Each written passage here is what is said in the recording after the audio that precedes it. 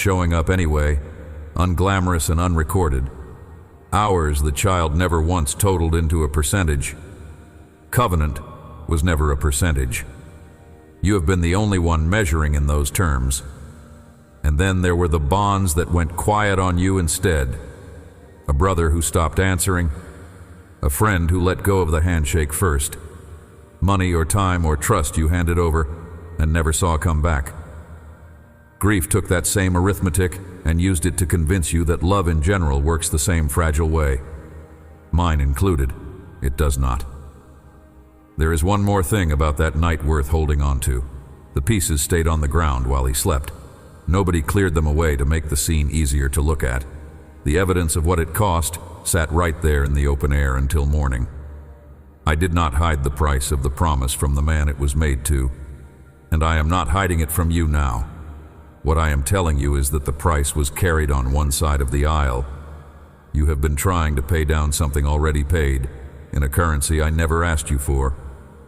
Not every promise in your life has run one way against you. An old friend covered for you in a season you could not carry yourself, and never once brought it up again. A stranger showed you a kindness you were in no position to return. On some ordinary Tuesday, somebody chose mercy over the ledger, and they did not tell you what it cost them. That kind of one-sided mercy exists in small human versions all through your life, scattered and easy to miss. And every one of them is a faint copy of the aisle I have already described to you. The copies are small. The original was not. Close your eyes now. Not the frightened kind of closing. The kind that happens when a promise is sealed in a dark neither of us chose. Sealed over someone who could not stay awake to watch it, and did not need to. Let your eyes stay shut a moment longer than feels necessary. Notice, in that small dark, that nothing required of you right now is a performance. You are not proving anything behind closed eyes.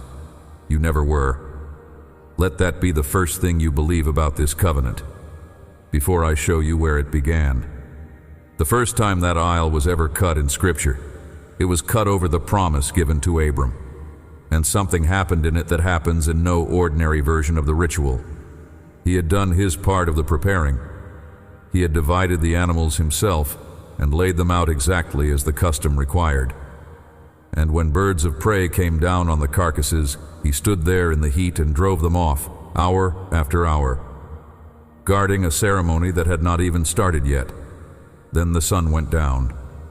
A thick and dreadful darkness fell over him, and in it, Scripture says plainly, he was not standing. He was asleep. The halves lay divided and ready on the ground. But then, the moment came for the walking, for the two parties to pass together between the pieces and bind themselves to the vow. Only one of them was awake enough to walk at all. When the sun went down, and it was dark, behold a smoking furnace and a burning lamp that passed between those pieces. In the same day, the Lord made a covenant with Abram, saying, "Unto thy seed have I given this land." Genesis 15, 17, 18. Look at who is doing every verb there. The furnace passed, the lamp passed. On that day the Lord made the covenant. Not Abram and the Lord walked together, not they sealed it between them. One subject carries the whole sentence, start to finish, and the sentence never once needed a second subject to be complete. It says a smoking furnace and a burning lamp, a picture of me and only me, passed between the pieces alone. The man who received the promise was not a co-signer, standing upright and steady, matching step for step.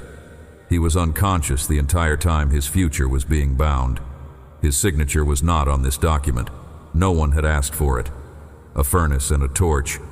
Fire that tries and fire that leads, both of them mine, moving as one light down ground that had been prepared for two. I walked both halves of that aisle myself, and I have not once asked you to make up for the half I already walked. I was the only one who walked. Notice what this means for the ledger you keep against yourself. The very first time this kind of promise was cut in Scripture, it required one walker, and that walker was never the human party. No covenant you have received from me has ever secretly needed your performance to stay valid. You have been running an audit your whole life, on a promise that was never structured to require one. The fear underneath the fear is this: that your failures thin the covenant, that enough broken vows on your side eventually cancel mine. It was built on a rule I did not write and did not sign. I signed alone. I walked alone. The blood on the ground that night was not a threat. It was never pointed at you. Think, too, about what kind of man was sleeping through his own covenant that night. He was not a man with a spotless record. Not long before this, fear had talked him into a lie about who his own wife was, told to a foreign king to protect himself, a lie that put someone he loved at risk to save his own skin. Suppose that night had required a worthy party, standing awake and steady on his side of the aisle. It would not have been cut at all, not with him, and not, if we are honest, with you either. It was cut anyway.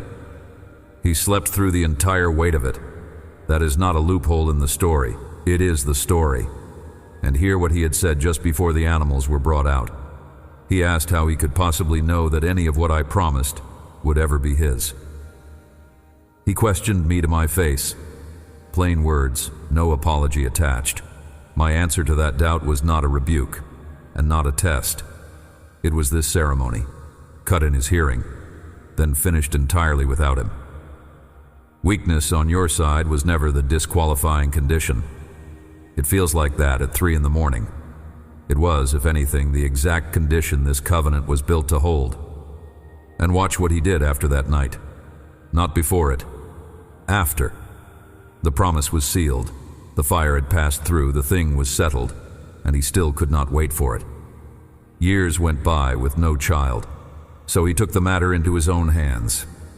He built a shortcut with a servant woman and called it help. It produced a son and a household fracture that outlived everyone in it.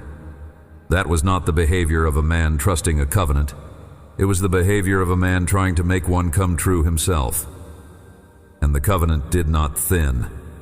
It did not get revised down to a smaller promise because he had failed to hold still. What I had walked, I had walked. His impatience could not unwalk it. Notice both fires in that verse too. A smoking furnace and a burning lamp. Not one image, two.